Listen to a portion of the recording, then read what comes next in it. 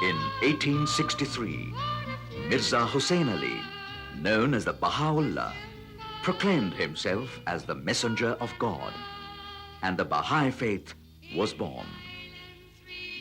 The Baha'i faith believes in the universal brotherhood of all mankind. Today, there are temples of the Baha'i faith in every continent of the world.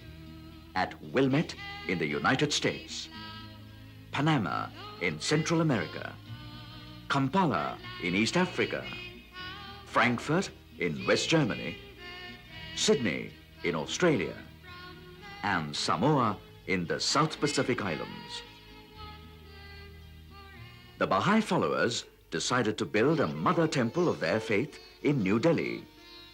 Architect Faribuz Sabah, himself a devout Baha'i, traveled extensively in India and studied the architecture of the land. He was deeply impressed by the art and religious symbols manifested in the beautiful temples of India. He vibrated, particularly with the symbol of the lotus, which finds a very important place in Indian architecture. The architect conceived of a temple which would give the impression of a half-opened, blossoming lotus flower afloat, symbolizing the purity, simplicity, and freshness of the Baha'i faith.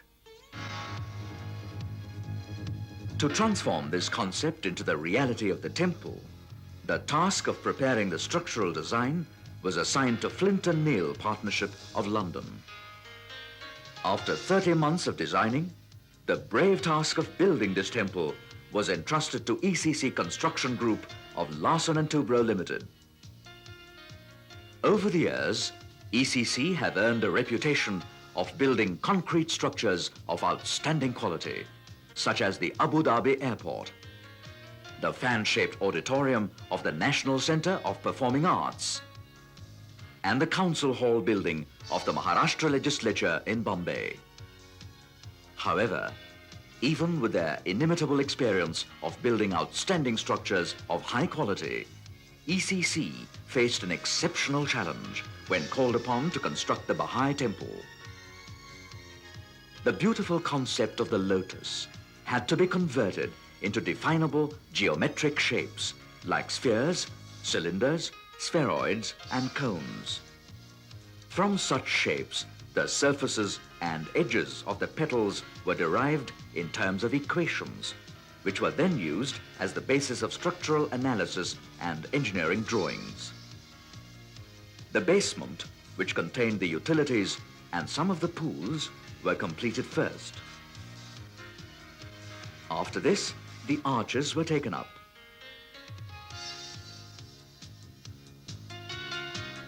The next phase was the construction of the inner leaves,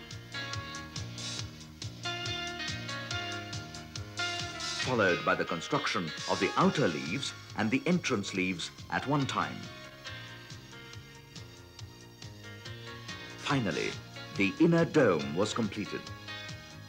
Obviously, construction of the temple had to be carried out part by part. The sequence of construction had to be planned very carefully to ensure that when the temporary supports were removed, the structure remained self-supporting at every stage of construction. With the space frame in position, all the 9 inner leaves were taken up for construction in phases of 3 at a time, 120 degrees apart. As a parallel activity, the construction of the entrance and outer leaves were also taken up. Every time, 2 entrance leaves were completed first, and then the intermediate outer leaf was taken up for construction.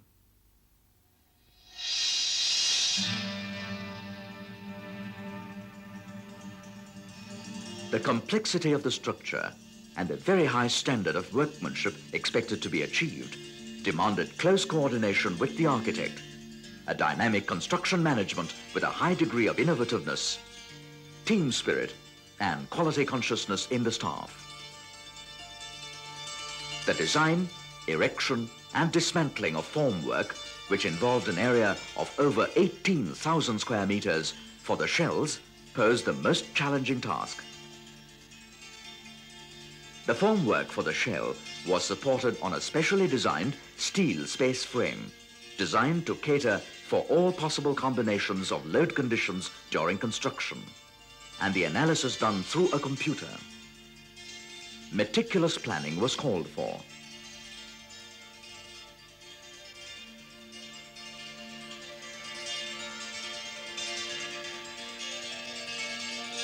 Over 180 drawings for the staging and formwork, and numerous method statements indicating work procedure were prepared so that loads on the formwork did not exceed those assumed in the design. The architectural requirement was that the concrete should be left in the same state as deshuttered. With only a light bush hammering to remove the skin.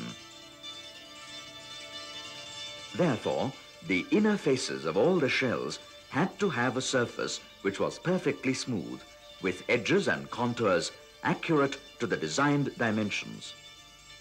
Only lines forming a neat geometrical pattern were allowed. Impressions of ugly construction joints and random pore joints were to be entirely avoided.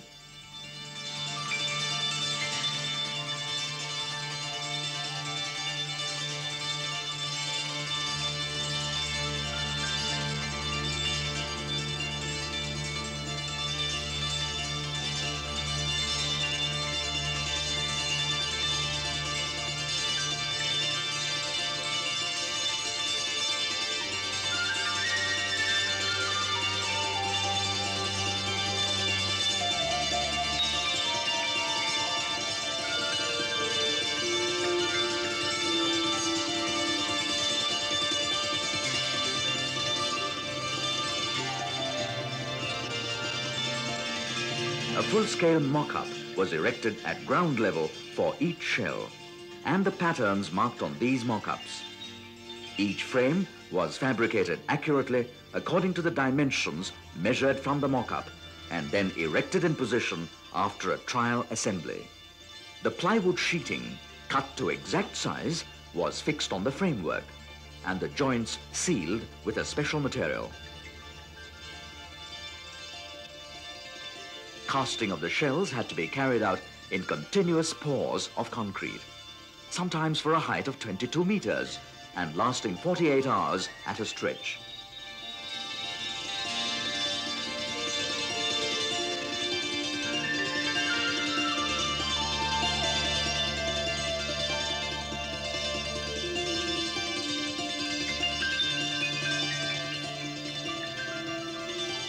Normally, concreting is done in lifts of about 1.2 meters, and for this height, placing the concrete from the top of the formwork and compacting with the help of internal vibrators poses no problem. However, for the shells, most of the lifts were over 9 meters in height, and the space between the shutters very narrow, in certain cases only 6 centimeters. Pouring concrete from such heights and compacting in that narrow space with the reinforcement in position appeared to be a very difficult task. This was more so since the space was inclined and curved in 2 directions.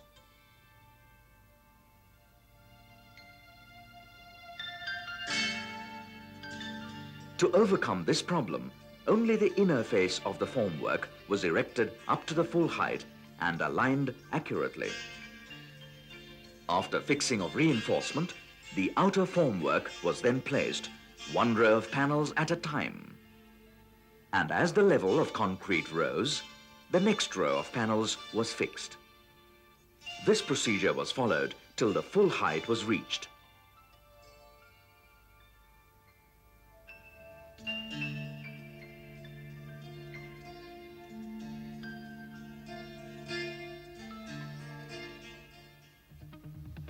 The same amount of control was exercised in the selection of all materials used in the structure. To ensure uniform color and satisfactory strength of white concrete required for the shells, the white cement was entirely imported from Korea. Specially graded dolomite aggregates were procured from the Alvar mines near Delhi. and white silica sand from Jaipur.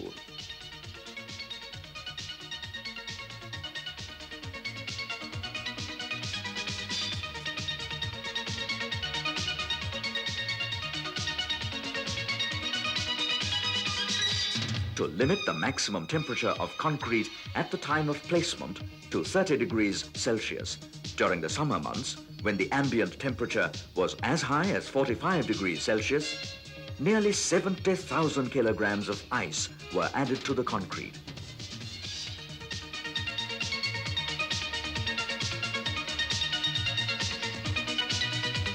To avoid cold joints due to stoppage of work during heavy rains, and to prevent rainwater from entering the forms and causing unsightly marks of cold joints on the concrete surface, the entire concreting area was covered by tarpaulins.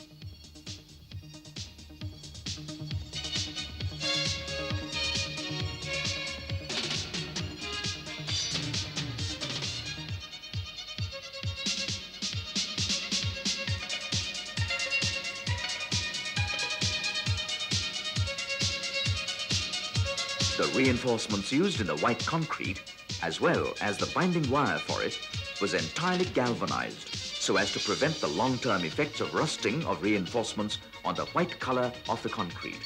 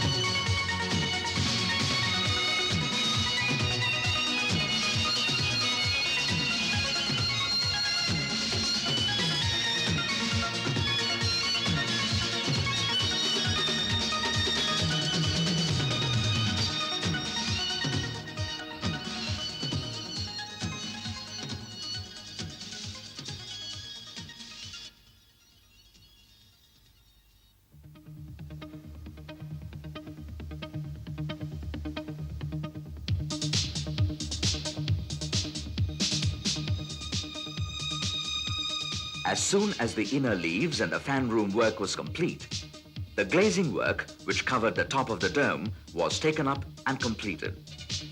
Even as the construction of the shells was in progress, ancillary works like red sandstone paving, precast steps and balustrades were taken up.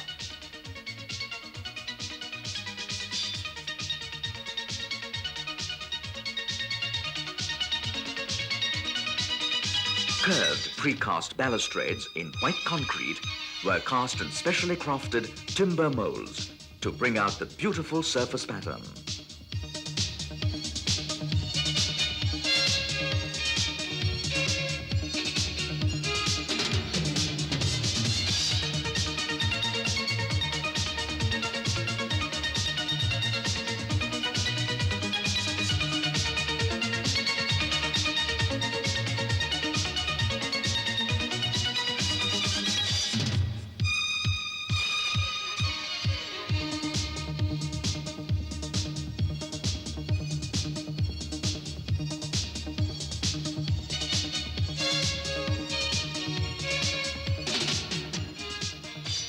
After curing these elements, they were painstakingly polished to give them the required mosaic finish.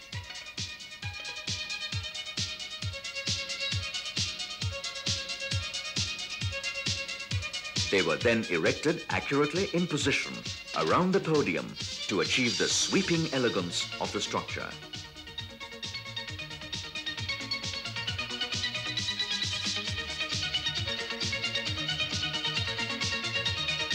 Marble for the 10,000 square meters of cladding was quarried from the Mount Pentelicon mines of Greece and thereafter cut in Italy to the required size and shape before they were transported to site in Delhi.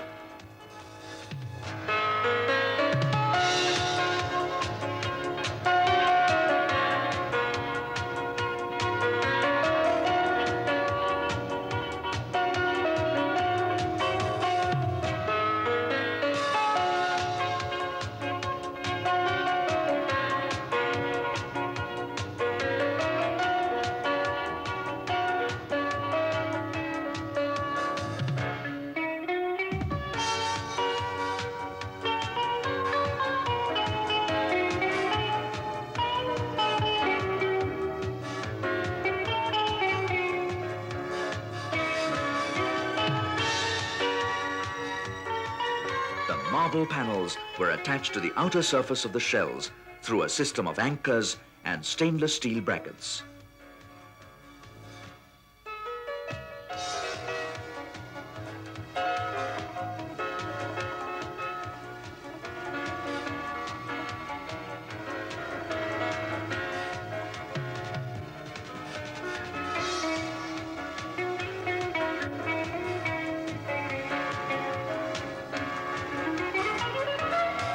After fixing the brackets, the area around the bracket holes was sealed with a special waterproofing compound.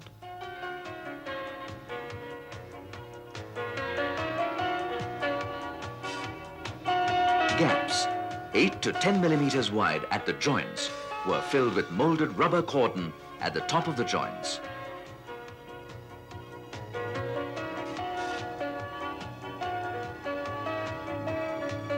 Further, the holes in the marble were sealed with a silicone sealant.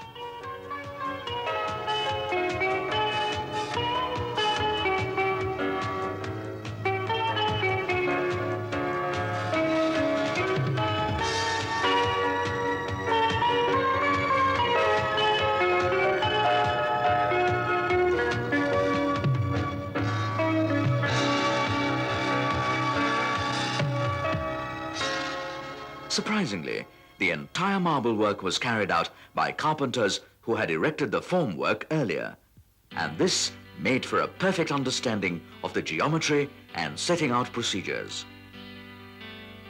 They now learnt the skill of marble fixing within a few weeks and completed the work to the required accuracy 2 months ahead of schedule.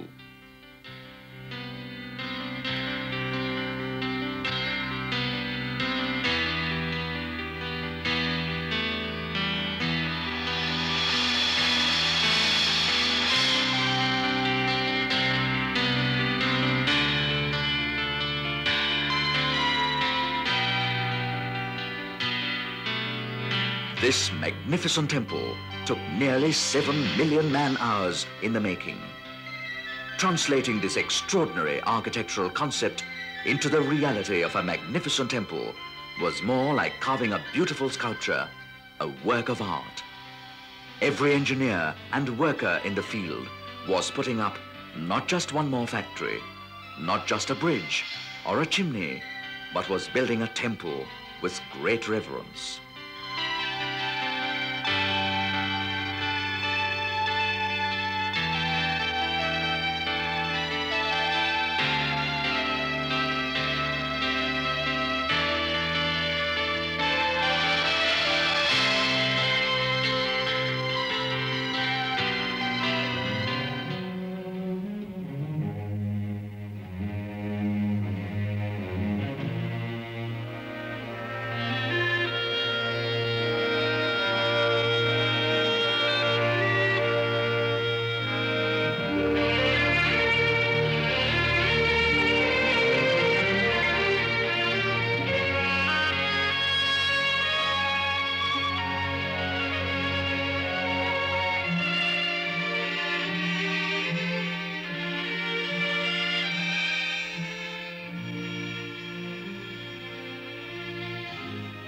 On the 24th of December, 1986, the people of the Baha'i faith from different parts of the world assembled in Delhi to celebrate the fulfillment of their long-cherished dream, the dedication of this mother temple.